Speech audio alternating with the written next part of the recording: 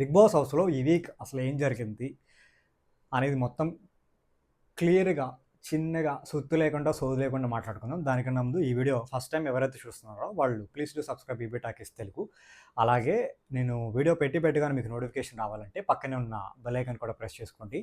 So ఈ week అంతా ఏమిటంటే లైక్ నామినేషన్స్ ఎలిమినేట్ అయిపోయిన వాళ్ళు హౌస్లోకి వచ్చి నామినేషన్స్ వేశారు.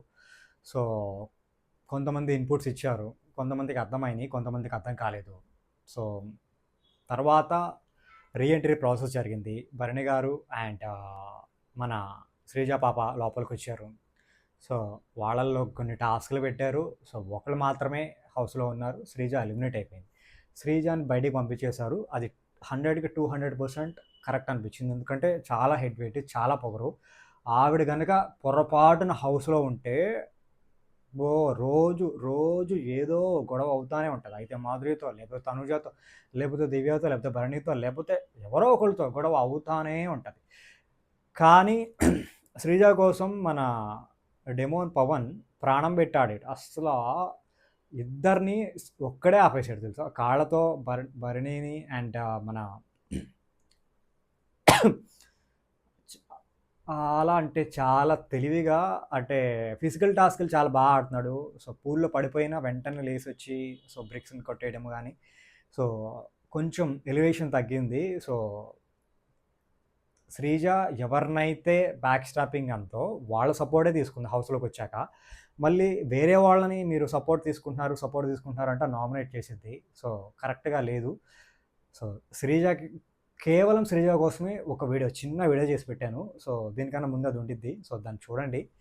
సో శ్రీజ తనకున్న పొగరుతోనే తను బయటికి వెళ్ళిపోయింది. సో అది పక్కన పెట్టేసిన తర్వాత ఇంకేం జరిగిందంటే లైక్ పర్మనెంట్ హౌస్ మెంబర్ అయిన భరణి గారికి ఒక ఛాన్స్ వచ్చిందనమాట. సో కెప్టెన్సీ కంటెంటర్స్ని ఒక 5 మెంబర్స్ని సెలెక్ట్ చేయాలి, ఇంక్లూడింగ్ ఆయనతో కలిపి.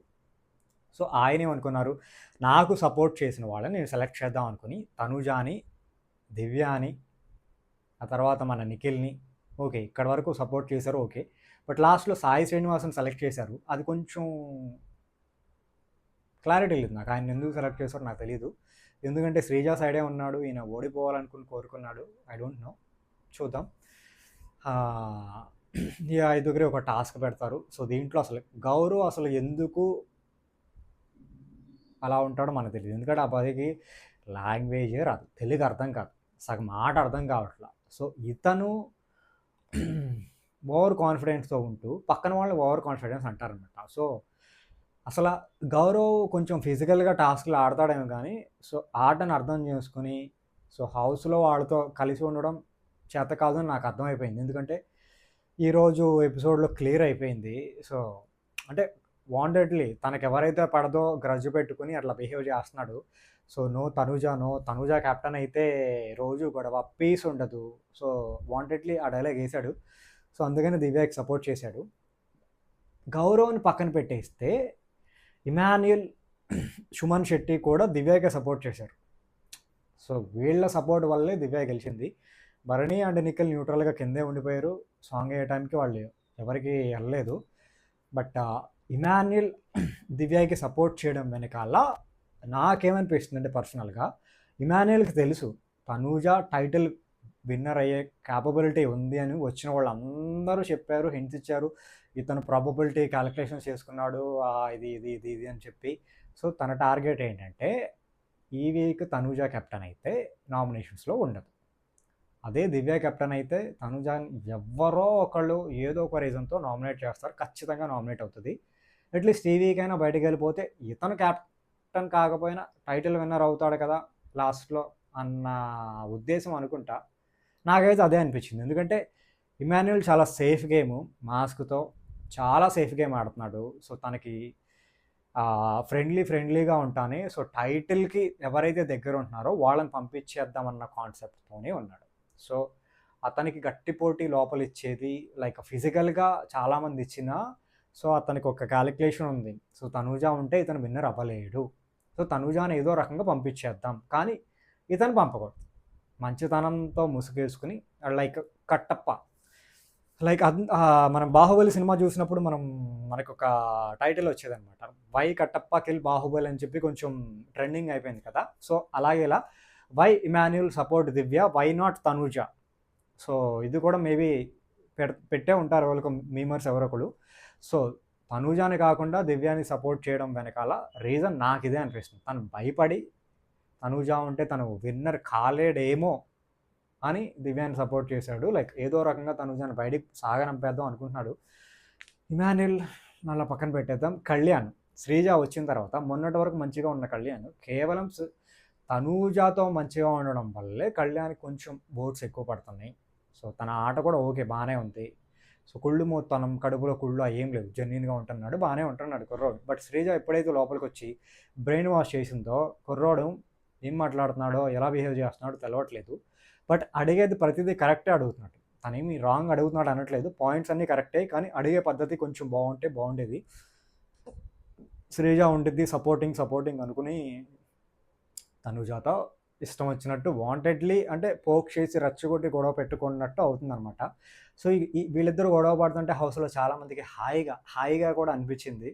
సో చూద్దాం.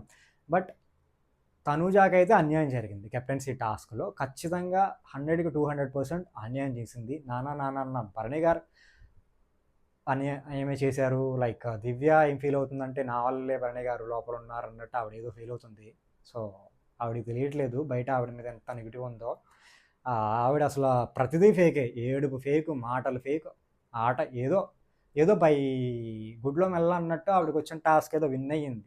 ఆవిడ ఎందుకు విన్ అయిందంటే శ్రేజ తమ్ము కొంచెం ఓడిపోవడం వల్ల ఈవిడ గెలిచింది తప్ప ఈవిడ ఆడడం వల్ల శ్రేజ తమ్ము గెలవాల. ఇది నా పర్సనల్ ఫీలింగ్. మరి మీకేమనిపించిందో కింద కామెంట్ పెట్టండి.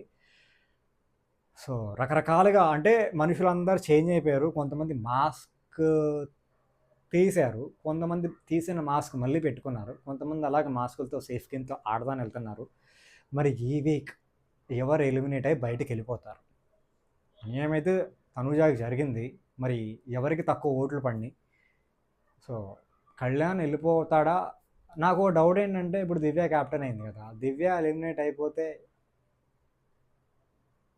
భలేకి ఎక్కువ ఉంటుంది. సో చూద్దాం. శ్రీజ వెళ్ళిపోయింది, మరి నామినేషన్స్లో ఉన్న వాళ్ళు ఎవరు ఎలిమినేట్ అయ్యి బయటికి వెళ్ళిపోతారా చూద్దాం. అలాగే వీకెండ్లో నాకు సార్ ఎవరెవరిని తిడతారు, నాకు తెలిసి గట్టిగా స్ట్రాంగ్ క్లాసులే పడితే వార్నింగ్స్ ఇస్తారు, వీడియోలు ఫుటేజ్లు వేసి చూపిస్తారు అనుకుంటున్నాను.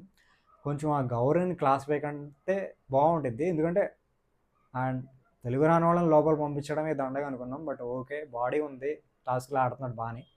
కొంచెం బుర్ర వాడి ఎవరేంటి అని తెలుసుకుని ఆడితే బాగుంటుంది. మాధురి కాసేపు ఇటు బిహేవ్ చేసింది.